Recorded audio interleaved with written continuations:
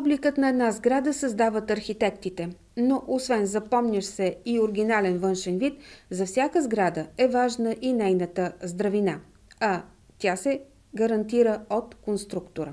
И за да има сграда, трябва да има конструкция. Архитектите си чертават едни картинки и ние трябва да ги обличаем в конструкция, за да може да има сграда.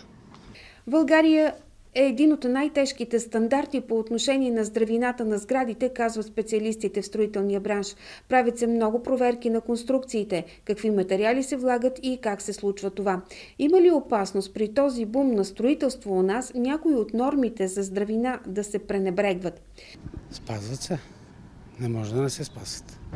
Но важен е контрол и на място, защото всеки може да сбърка.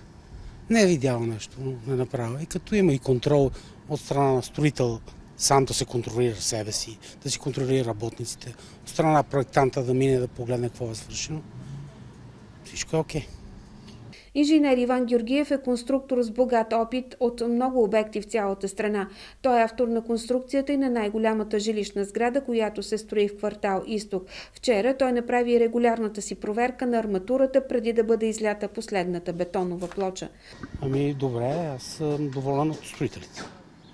Малко наистина, това е във връзки с предния ви въпрос, кадърните строители все по-малко остават, тия стават.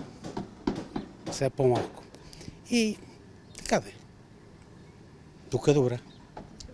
До месец предстои издаването на акт 14 на жилищната сграда, която със своите 50 апартамента е най-мащабното строителство в Ботевград в момента.